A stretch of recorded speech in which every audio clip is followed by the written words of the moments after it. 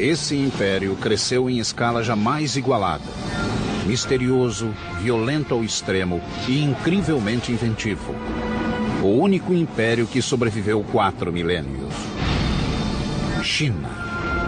Os imperadores mobilizavam exércitos de camponeses para executar obras de engenharia sem paralelo em nossa história. A tumba dourada com rios de mercúrio. It's hard to believe that something like that could be purely the product of human labor. O mais longo canal do mundo. E a frota naval mais potente que jamais existira. Mas nada se comparava ao monumento que mudaria a face da Terra. A Grande Muralha da China. This is the biggest project management in history. Entretanto, dinastia após dinastia, consumidas pela vaidade e cobiça, eram depostas pelo povo revoltado. E a opressão virava a destruição.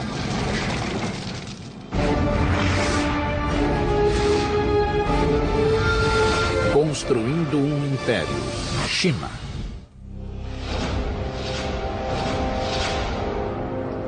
At the dawn of civilization, the Chinese were there, and they are still here. Hello, I'm Peter Weller. When the Egyptians were building their pyramids, the Chinese already had sumptuous palaces for their kings. When Rome was planning its soaring aqueduct that would bathe its citizens and quench their thirst, the Chinese were redirecting an entire river by blowing up a mountain before gunpowder and building a dam that would irrigate thousands and thousands of acres of land and launch a population explosion the world had never seen.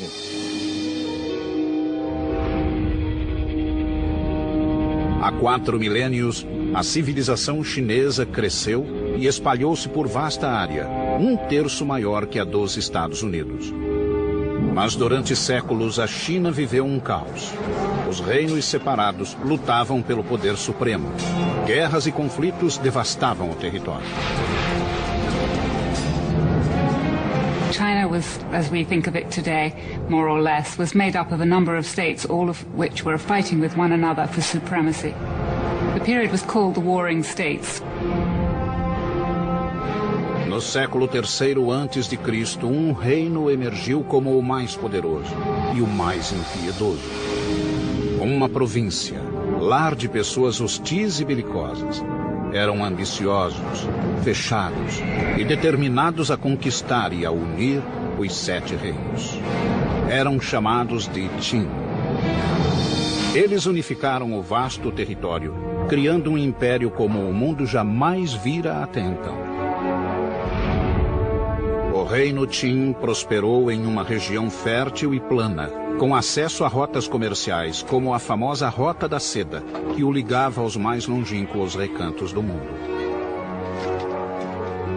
Com o tempo, os Qin desenvolveram 2 vantagens militares sobre os rivais.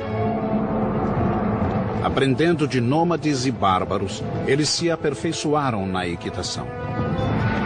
Ao mesmo tempo, criaram nova estratégia de guerra. Até então, as batalhas eram disputadas por pequenos grupos de nobres em carruagens. Mas a recente descoberta do metal forjado levou à produção em massa de armas e ao surgimento de um novo tipo de guerreiro, o infante, o soldado a pé. It was a time when the use of iron became much more widespread. So just at the same time as infantry armies, which tended to be much larger, came in, so it was possible to make more weapons. Com essa novidade tática, o povo Qin lançou uma ofensiva para conquistar a China toda. À medida que os rivais caíam, os Qin encararam um novo desafio. Como conseguir alimentação suficiente para esse enorme exército? A responsabilidade recaiu sobre um único homem. Seu nome era Li Bin, oficial do exército Qin e um dos maiores engenheiros de todos os tempos.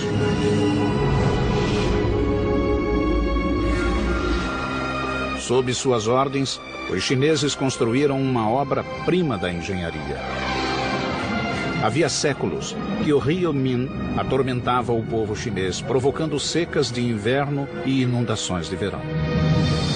Agora, Li Bing estava resolvido a domar as águas revoltas. O plano era construir uma barragem que criasse um novo curso de água, um canal que controlasse as inundações e fornecesse água suficiente para a necessária produção de alimentos. Mas havia um enorme obstáculo, o Monte Tianshan, que barrava o caminho de seu canal. Não havia como mover o monte. A solução foi abrir um caminho através dele para o novo canal. Como era muito antes da invenção da pólvora, seriam necessárias décadas para abrir caminho através da montanha, só com o auxílio de martelos e cunhas. Os Qin queriam resultados imediatos e exigiram de Li Bing uma solução. O jovem oficial utilizou-se então das forças da natureza. Primeiro, mandou esquentar a rocha com fogueiras estrategicamente dispostas e, em seguida, jogou água fria. A rocha se fragmentava, facilitando em muito o trabalho da abertura. 8 anos depois, Li Bing conseguiu abrir um caminho através da montanha. Agora, teria de construir a enorme barragem que desviaria as águas do rio Min para o canal aberto. Milhares de trabalhadores foram convocados, os quais ergueram a barragem apenas com paz e muito músculo. O engenhoso Li Bing projetou uma barragem que podia regular a força das águas de acordo com a estação. No verão, mais água seria desviada para o canal para prevenir inundações nas margens. No inverno, maior quantidade de água ficaria no rio, a fim de evitar a seca. Com a irrigação de vasta faixa de terra do território Qin, a região atraiu uma multidão de agricultores. Os militares tinham uma nova base para lançar ataques ao território inimigo. O Estado Qin começava a galgar os degraus do poder. And he used the wealth created by agriculture and the power created by the military to unite all of China. Em 247 a.C., essa tarefa ficou com o novo imperador Qin, um menino de 13 anos chamado Yingzheng. Ele assumira o trono tendo a mãe como regente viúva. Mas o menino vivia em um palácio fervilhante de inimigos que já conspiravam para destroná-lo e preparavam suas espadas. No alto da lista daqueles que queriam matá-lo, achava-se a própria mãe. A viúva agora tinha um amante e 2 filhos que ela queria ver no trono.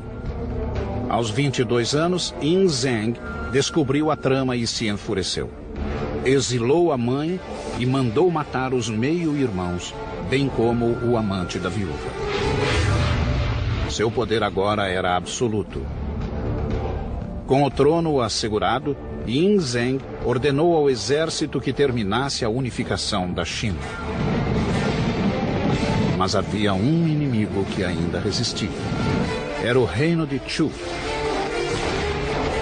Em 238 a.C., os Qin lançaram-se em uma guerra épica e sangrenta com os Chu. Essa luta prosseguiu encarniçada por 15 anos. Finalmente, em 223 a.C., os Chu também ergueram a bandeira branca. O último grande obstáculo à supremacia Qin fora esmagado. The Qin supremacy over the Chu is they were able to organize their armies in a much more efficient way than had been done before. O sonho do Império Único fora realizado. A China estava unificada e em paz. O legítimo imperador agora precisava de um nome real. E tornou-se conhecido em toda a China e no mundo inteiro simplesmente como Shi Huangdi, o primeiro imperador. Shi Huangdi declarou que sua dinastia duraria 10.000 gerações. Foi em seu reinado que a China executou o talvez mais espetacular projeto de construção de todos os tempos, uma muralha que maravilharia o mundo até hoje. Mas os Qin Pagariam caro pela grande ambição do imperador, suportando a ira de chefes cruéis e derramando o sangue do próprio povo. The Chinese invented deep drilling in the 1st century BC and were able to drill boreholes up to 4,800 feet deep. 220 a.C. O primeiro imperador da China, o guerreiro Shi Huangdi, foi inspecionar o novo império. Pela primeira vez, a China encontrava-se unificada e pacificada, e ele tencionava mantê-la assim, com o mais ambicioso projeto de engenharia jamais concebido, a Grande Muralha da China. Well, the Great Wall was a linking up of walls that had existed previously. A number of states in the north of China had built walls partly to defend against one another, but more importantly to defend their northern frontier. Até hoje ela permanece insuperável, mesmo pela moderna engenharia. Uma barreira inconquistável que isolava o Império Chinês do resto do mundo. Ao longo da fronteira, a muralha se estenderia por milhares de quilômetros. This is Chongcheng. In Mandarin it means long wall. And believe me, covering more turf than the continental United States is wide, and including all of its spurs that go off into no place, it's 6,000 miles. And man, that's long. Shi Huangdi, China's first emperor, started building it 2,000 years ago. It was worked on right up until the 17th century. But the original wall didn't look like this. It was kind of a mud brick affair, but it presented an interesting engineering challenge nonetheless, because it had to go all the way from the sea in the east to the Gobi Desert in the west, just to keep the northern nomads like the Mongols out and the Chinese people in. If it took the audacity of emperors to dream great, it took the relentless drive of the Chinese labor force to build great, but not without a price. Their capacity to endure hardship was unimaginable. Men, women, and children worked with their hands on this wall, and if you complained or tried to run away, you were killed. Disease was constant, injury was commonplace. Dressed only in rags, these people suffered bitter cold, bitter hunger, bitter exhaustion. Records say that at the height of production on this wall, close to 1/5 of China's entire labor force, 1 million people were working here, and 1/4 of those people died. And if you died here, usually you were buried here, in the wall, giving rise to its other nickname among some, the Long Graveyard. Milhões de pessoas quebraram o braço, a perna ou a espinha nessa obra. There is very moving poetry, mostly written by wives and mothers, about young boys going off and working on the Great Wall Project, not having food, dying in the cold winters, and never returning home. Mas a força braçal não era suficiente. Diferentes regiões tinham solos diferentes e materiais variados de construção. Onde fosse possível, os muros existentes eram reaproveitados, mas a maior parte foi erguida do zero. Os construtores inventaram um sistema que utilizava o único material que jamais faltava. The tamped earth method is what in Chinese is called a hangtu. What this means is that you build a wooden frame to enclose the wall, and you start low with, say, 2 boards parallel. And then you pour some gravel and some sticks and some clay, and then you use the end of a log to beat it and pound it until it's very, very compact. And then you put another layer in, and you keep doing that. And then you put other boards on the outside to hold it in place. And you keep going up until you reach the height that you want. Depois de seco, a estrutura era removida, deixando uma verdadeira laje de terra socada, reforçada por bambus, tal como o ferro reforça o moderno concreto. O lado sul, dando para a China, era defendido por um simples parapeito, enquanto a face norte, que dava para fora, era denteado. Havia uma guarita a cada 700, no máximo 1.000 metros. Um caminho calçado corria no alto da muralha para soldados e carroças. Era uma rota eficiente de comunicação para os vigias das guaritas. Mas, como obra de estratégia militar, a muralha funcionava apenas parcialmente. wall exists to be defended. But in the long run, the wall was not very defensible. Nomads could break through it or go around it, bribe their way through it. Mas a Grande Muralha não foi projetada só para afastar os bárbaros. Era também uma linha simbólica, encerrando e isolando os chineses. The Great Wall, in a sense, is a cultural marker as much as it is a military fortification. It's a way of the Chinese saying to the nomads, you stay out there and raise horses and sheep, and we'll stay in here and grow grain. Em 210 a.C., a muralha chegara aos 4.000 quilômetros, criando um símbolo indelével no território chinês. Mas o ressentimento geral contra Shi Huangdi virou ódio. Muitos súditos achavam que a colossal muralha não valia tanta dor e aflição. Mais uma vez, os inimigos tramavam contra ele. Shi Huangdi's final years were marked by what I think is reasonable to call paranoia. But as the old joke says, just because you're paranoid doesn't mean people aren't out to get you. 3 conspirações chegaram muito perto do êxito. Shi Huangdi revidou, transformando a China em prisão virtual do povo.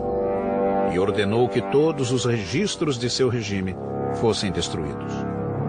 A punição para quem não obedecesse era o trabalho forçado ou a morte. Cerca de 400 pessoas foram enterradas vivas como lição a quem ousasse reclamar do regime. Quando o filho do imperador objetou, ele também foi banido. A visão de Shi Huangdi transformara a China em um grande império, mas ele pagou caro, pois terminou louco. Antes, ele voltou às suas obsessões e ordenou que acabassem outro grande monumento que já havia sido iniciado. Um monumento a si mesmo e à morte. In the 1040s, movable type printing was invented in China, a huge development in the history of printing. Em 220 a.C., o imperador Qin, Shi Huangdi, tinha unificado a China pela primeira vez.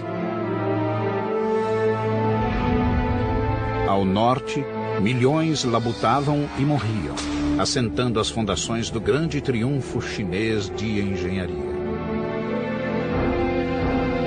A Grande Muralha, que alcançava 4.000 quilômetros. Mas o imperador não estava satisfeito. Enquanto guerreava com reinos vizinhos e com os próprios demônios, ele convocou quase 700.000 homens da periferia da capital, na China Central, para construir o mais ambicioso de todos os seus projetos. Um mausoléu que ele próprio começara a planejar desde os 13 anos. This was a monumental project that required the labor of thousands and thousands of people over a very long time. It was, by design, the biggest and best tomb that China had ever known. Em 1974, alguns camponeses, ao cavar um poço, desenterraram um antigo guerreiro chinês. A misteriosa cabeça de terracota foi o portal de uma das maiores descobertas arqueológicas de toda a nossa história.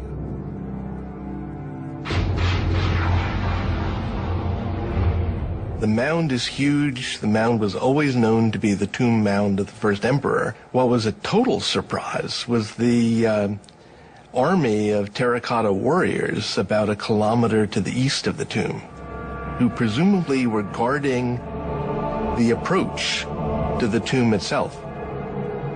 Season after season of excavation since the 1970s has yielded more than 5 large pits.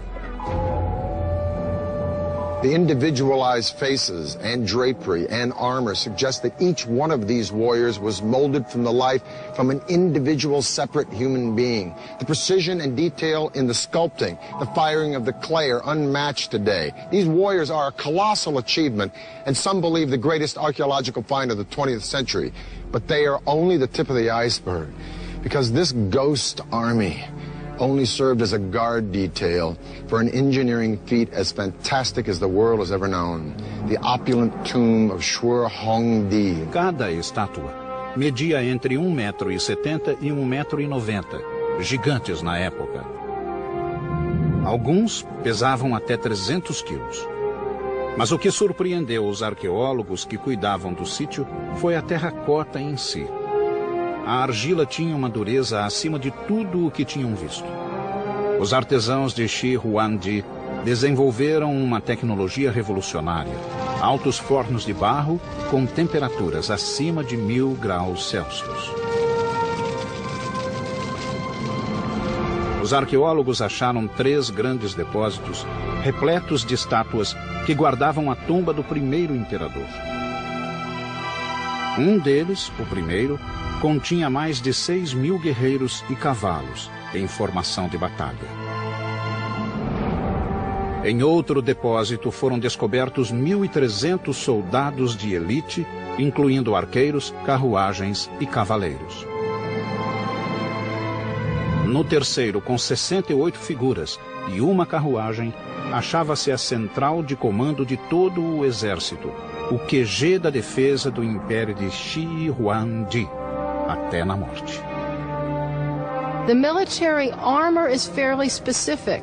We can tell that the armor used was lacquered leather. We can see that people had cleats on the bottom of their boots to help them run in the mud. We can see the kinds of caps people wore and associate them with rank. Paredes de 10 metros dividiam o enorme complexo que se estendia por 7.000 metros em 3 partes: a cidade de fora, a interna e o mausoléu em si.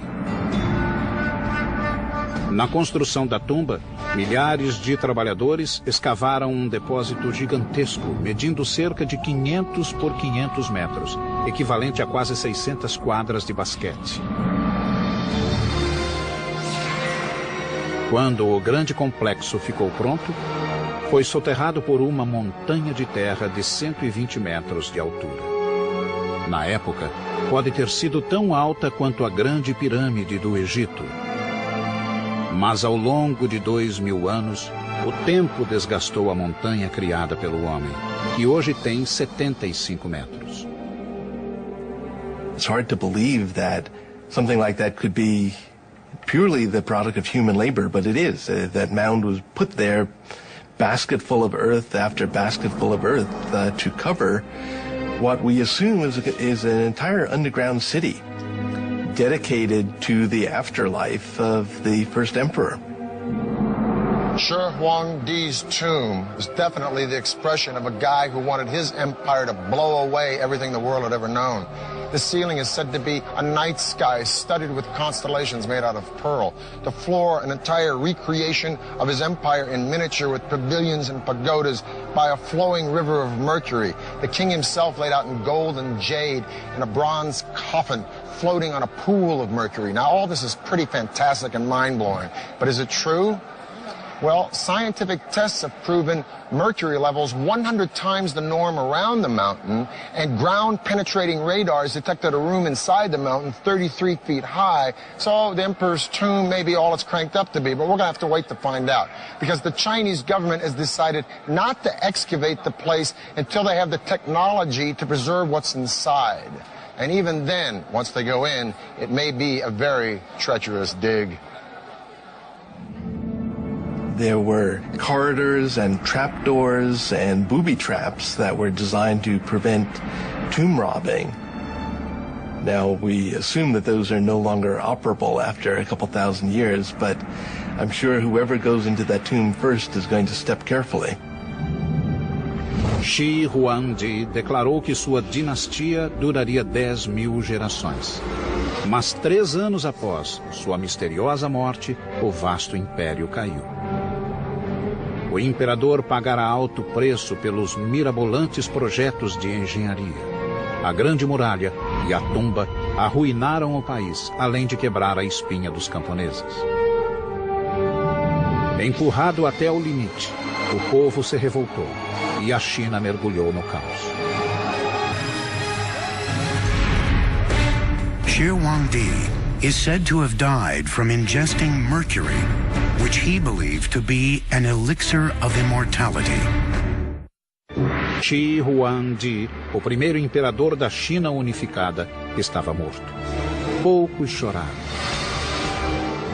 E muitos esperavam o fim da odiada e cruel dinastia Qin. Uma nefasta luta pelo poder tomou conta do império. In a word, it was chaotic. Very quickly, after the death of Qin Shi Huangdi, things fell into civil war with various people vying for power. Em 206 a.C., um novo líder surgiu, determinado a trazer estabilidade para a China. Seu nome era Liu Bang. Soldado e político astuto, ele sabia como conquistar a mente e o coração do povo. Nos 4 anos seguintes, Liu Bang consolidou-se no governo e obteve o apoio popular. A paz retornou ao império. Quando morreu em 195 a.C., ele tinha iniciado uma dinastia que floresceria por quase 4 séculos, os Han. O clã atirou-se à construção da Grande Muralha com maior fúria ainda que Shi Huangdi. They extended the Great Wall much further to the west than it had been, and set up a set of garrisons and a series of watchtowers that guarded the trade routes out into Central Asia for hundreds of miles to the northwest of the capital. Os Han plantaram fortalezas a intervalos menores que as outras dinastias, de 1 a 4 quilômetros. Nas áreas de muita atividade inimiga, o intervalo caía para 500 metros. Os soldados Han tinham 3 grandes missões na muralha: defendê-la de invasões, enviar espiões às linhas inimigas e obter informações, e manter as fogueiras das torres sempre acesas e abastecidas de lenha. Han Dynasty signal towers incorporated several sorts of alarms. Flags and smoke were only used in the daytime. Torches were only used at night. Bigger bonfires and drums were used at any time, and complex codes were devised for these signals. And just like today, modern codes, they were all classified as top secret and unknown to the public. From around 200 BC to 200 AD, just about the time that Rome was dissolving as a republic, only to be reborn as an empire that would gobble up and transform the Western world, China was an empire that was consuming and transforming the East. During the Han Dynasty, the population of China grew to 50 million people. The empire went as far south as Vietnam, as far west as Afghanistan. It was massive. But after 400 years, just like Rome, internal disintegration started to overshadow military success, and in 184 AD, a peasant rebellion brought the Han Dynasty to a screeching halt. And once again, China was on the verge of chaos. Durante 3 séculos, guerras, traições e assassinatos imperaram na China. Mas surgiu novamente um pulso firme que deu fim a essa época de trevas. No século VI, um povo do norte, os Sui, declarou guerra ao caos e começou a conquistar o império região por região. A China foi de novo unificada e, pela primeira vez, desde a queda da dinastia Han, 3 séculos antes. Yang Di, o imperador, ergueu o Império Sui sobre as bases das dinastias anteriores de quase 1000 anos. Diferente dos antecessores que se concentraram em fortificar a China contra o mundo de fora, Yang Di voltou-se para dentro e reforçou as fronteiras internas. A China era vasta e seus rios constituíam um eficiente meio de transporte a grandes distâncias. 2 grandes rios atravessavam o país de leste a oeste, o Yangtze no sul e o Amarelo no norte. Mais de 1000 quilômetros separavam os dois. A China era uma casa dividida. Yang Di decidiu agir e imaginou ligar a China do norte com a do sul com uma artéria central gigantesca, um grande canal. Seria uma estrada de água para mercadores, soldados e cidadãos. very common to China in terms of constructing any large infrastructure project. They would look at existing waterways and try to find an area where they could connect and link the entire canal. They want to take advantage of the natural geography. Esse gigantesco projeto de construção exigiria mais de 1 milhão de homens trabalhando nas escavações. As condições de vida e trabalho eram péssimas, cruéis e primitivas. Milhares morreram de fome, fadiga e doenças. Alguns eram surrados até a morte pelos supervisores.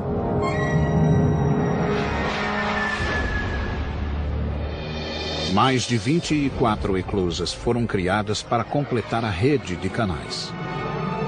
But every time you encounter a natural body of water, you need a lock to make a barrier between the canal and the lake or the river. When you go up any significant grade, you have to have locks to raise the water and the boats with it to get over any rise in the terrain. 5 milhões de trabalhadores levaram mais de 6 anos para construir o Grande Canal. When it was built, it stretched 1,200 miles, and it was the longest and most ambitious canal project that had ever been enacted on the Earth up to that time. Ligando o Rio Amarelo com o Yangtze, o Grande Canal podia transportar bens por até 70 quilômetros em um dia. Ao longo do canal, as cidades prosperaram com o comércio de seda, porcelana e algodão. Mercadores e artesãos enviavam seus artigos a todos os cantos do país. Tal como o Rio Nilo, no Egito, o canal integrou norte e sul, consolidando as bases do Império Unificado. Com a obra monumental concluída, Yuan Di decidiu que era hora de aproveitar seu belo canal. Foi um espetáculo patético. A corte de 1000 nobres viajava em um luxo que beirava a obscenidade. Well, the emperor had beautifully appointed luxurious imperial barges that could take him down the Grand Canal. So he would spend as much as half of every year enjoying himself in the sunny south. O imperador chegou ao requinte de exigir pratos exóticos e tributos exorbitantes de cada cidade por onde passava. Quando os restos dos lautos banquetes eram jogados na água, os infelizes que haviam construído o canal observavam o desperdício em desespero. Novamente, o imperador chinês subestimara o poder do povo. Os cruzeiros de luxo e consumismo alimentaram um profundo ódio contra o regime decadente. Em 618 d.C., o povo se revoltou e uma série de levantes assolou o país. Outra vez o caos engoliu a China e logo alcançou o próprio palácio. O imperador foi morto pelos generais e a dinastia Sui teve fim repentino. Contudo, o império fora unificado. O cenário estava pronto para a época de ouro do país. Pela primeira vez, os engenheiros expandiram o império para fora dos próprios limites. From the 4th century BC on, the Chinese used blast furnaces to cast iron, nearly 1,800 years before its widespread use in Europe. 6 séculos atrás, uma espantosa armada de navios chineses cruzou o mar da China em busca do Ceilão, da Arábia e da África Oriental. Era uma frota como nunca fora vista, com barcos de 9 mastros, escoltados por dúzias de navios de carga, de patrulha e de transporte de cavalos de montaria. A tripulação somava mais de 27 mil marinheiros e soldados. Era a famosa armada da poderosa dinastia Ming, anunciando ao mundo que após um século de domínio mongol, a China voltara a seus legítimos donos. Na proa, via-se o almirante, um plebeu da província de Yunnan que se tornara um dos mais poderosos líderes da dinastia Ming. Chamava-se Zheng He.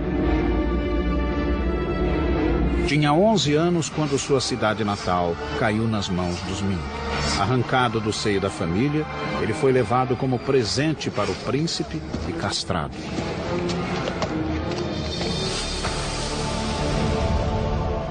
Eunuchs appear often in Chinese history, and the reason that they gained power was because they had much greater access to the emperor and to imperial women because they didn't pose a threat.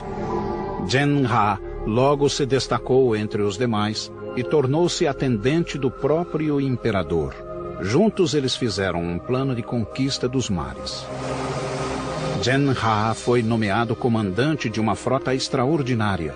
Tratava-se de um desafio que nenhuma dinastia chinesa havia tentado. He was somebody who definitely wanted to create a personal stamp on the world. Zhen Ha encomendou 337 navios e adaptou 188 cargueiros de fundo chato para a água salgada.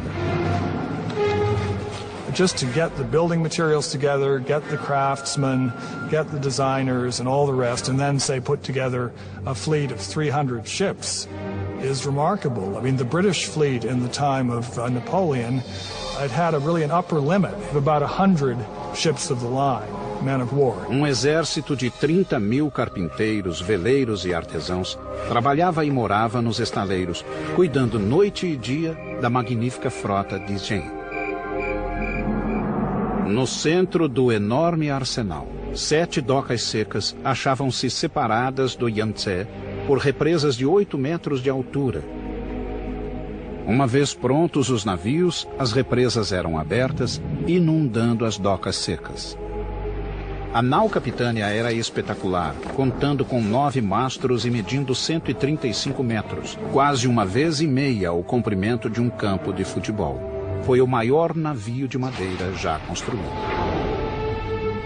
Projetado para ser estável, tinha fundo chato, recheado de pedras e uma inovadora madre do leme que podia ser erguida para reduzir o calado em águas rasas. Compartimentos isolados e estanques, inspirados na forma dos gomos de bambu, continham água potável e alimentos, além de manter o barco flutuando, mesmo com brechas no casco. O segundo deck era o alojamento da tripulação. Cozinha, cantina e operações ficavam no terceiro deck, enquanto o quarto servia de plataforma de lutas. Aparelhada, a capitânia tinha 9 mastros e 12 velas quadradas de seda vermelha, tingindo o azul do céu. Os outros navios tinham até 24 canhões de bronze, com alcance de tiro de até 300 metros. Popas e proas tinham esporões para atacar navios menores. Alguns navios transportavam cavalos ou soldados. Outros levavam tanques de água fresca e suficientes provisões para até 28.000 homens. We're talking about a really, really big fleet. It had as many soldiers and sailors on it as the Spanish Armada of 1588. It had about twice as many ships. Em 1405, o comandante eunuco Zhen Ha zarpou rumo ao mundo. Zheng He was not an explorer. What Zheng He was doing was what we would call in modern terminology power projection. Em 28 anos de carreira naval, o almirante Zhen Ha visitou 37 países, rodeou a ponta da África até o Oceano Atlântico e comandou uma frota cujos números sobrepujavam os das frotas europeias somadas. As viagens de Zhen He estabeleceram a China como superpotência marítima, mas em 1433 a era marítima da China foi interrompida. Zhen He morreu repentinamente quando visitava a Índia e a frota foi chamada para a China. Um novo imperador ocupava o trono. Com uma ordem incompreensível, ele mudou o curso da história chinesa. Apesar do domínio naval gozado pelo país, a magnífica frota de Zhen He deveria ser incendiada. Foi um dos momentos decisivos da história. A China tinha tudo para ser senhora dos mares e colonizar o mundo, anos antes dos portugueses, espanhóis, holandeses e ingleses. Sob o novo imperador, todos os navios marítimos foram destruídos. Até os portulanos de Zhenhai foram queimados. A era marítima da China terminara. Todas as portas agora se fechavam. Os navios se foram e a promessa de poder internacional e conquistas estava morta.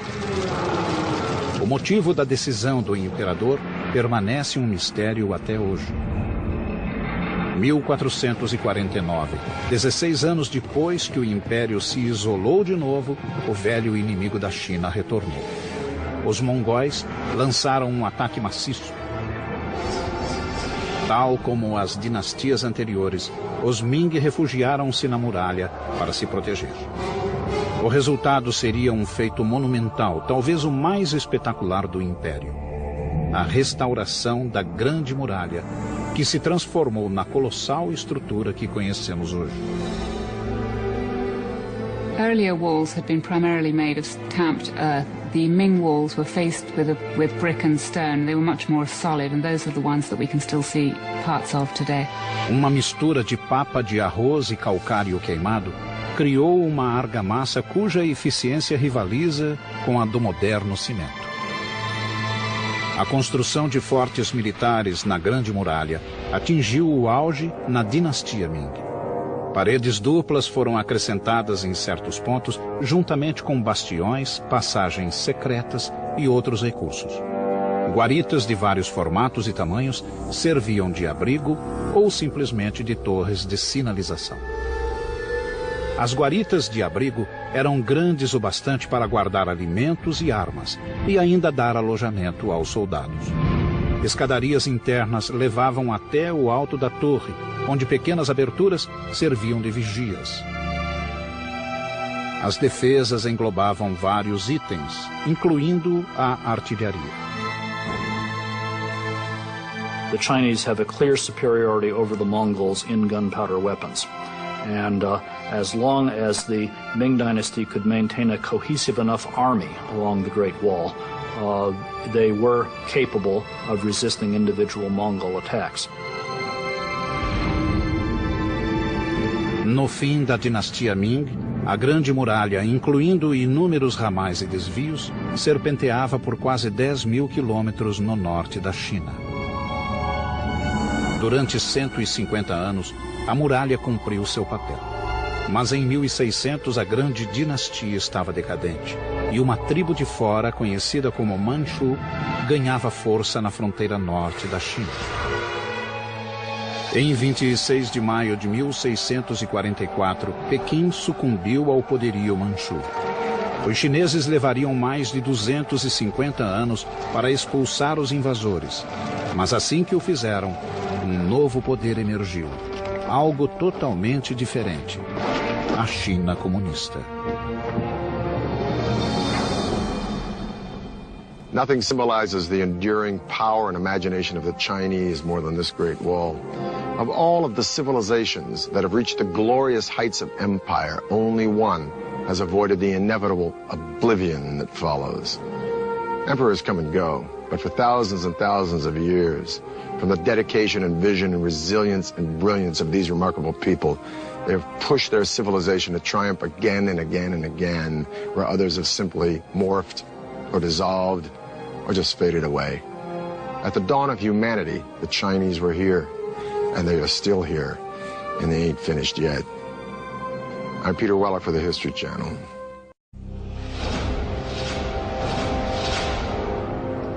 At the dawn of civilization, the Chinese were there, and they are still here. Hello, I'm Peter Weller.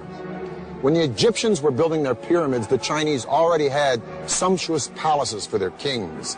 When Rome was planning its soaring aqueduct that would bathe its citizens and quench their thirst, the Chinese were redirecting an entire river by blowing up a mountain before gunpowder and building a dam that would irrigate thousands and thousands of acres of land and launch a population explosion the world had never seen.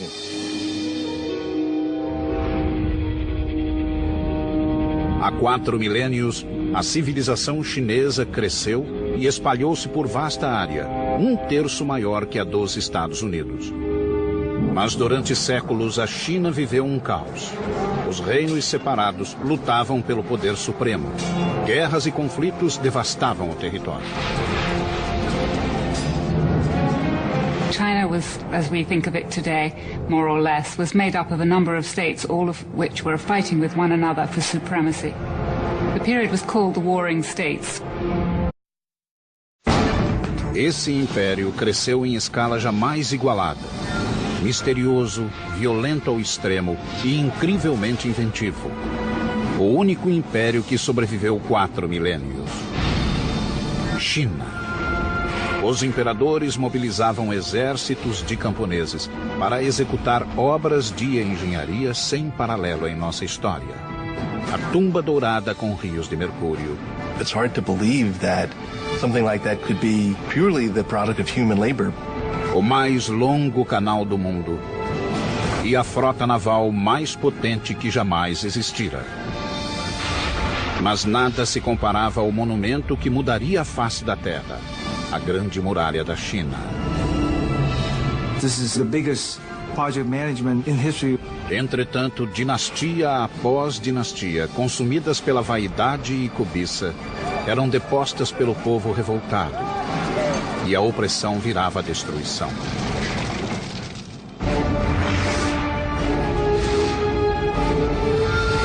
Construindo um império, China.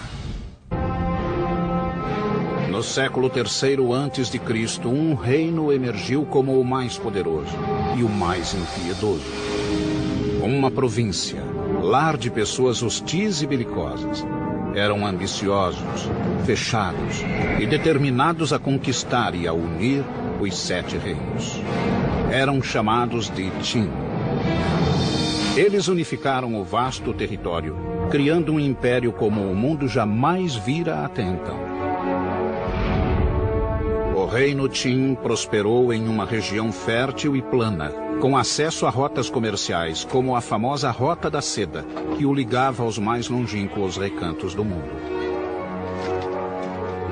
Com o tempo, os Qin desenvolveram 2 vantagens militares sobre os rivais. Aprendendo de nômades e bárbaros, eles se aperfeiçoaram na equitação. Ao mesmo tempo, criaram nova estratégia de guerra. Até então, as batalhas eram disputadas por pequenos grupos de nobres em carruagens. Mas a recente descoberta do metal forjado levou à produção em massa de armas e ao surgimento de um novo tipo de guerreiro, o infante, o soldado a pé. It was a time when the use of iron became much more widespread. So just at the same time as infantry armies, which tended to be much larger, came in, so it was possible to make more weapons. Com essa novidade tática, o povo Qin lançou uma ofensiva para conquistar a China toda. À medida que os rivais caíam, os Qin encararam um novo desafio. Como conseguir alimentação suficiente para esse enorme exército? A responsabilidade recaiu sobre um único homem.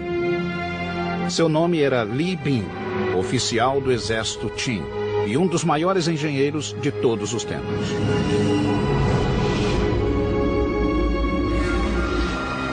Sob suas ordens, os chineses construíram uma obra-prima da engenharia.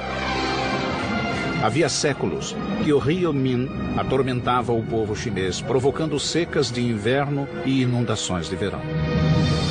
Agora, Li Bin estava resolvido a domar as águas revoltas. O plano era construir uma barragem que criasse um novo curso de água, um canal que controlasse as inundações e fornecesse água suficiente para a necessária produção de alimentos. Mas havia um enorme obstáculo, o Monte Qinshen, que barrava o caminho de seu canal. Não havia como mover o monte. A solução foi abrir um caminho através dele para o novo canal. Como era muito antes da invenção da pólvora, seriam necessárias décadas para abrir caminho através da montanha, só com o auxílio de martelos e cunhas. Os Qin queriam resultados imediatos e exigiram de Li Bing uma solução. O jovem oficial utilizou-se então das forças da natureza. Primeiro, mandou esquentar a rocha com fogueiras estrategicamente dispostas.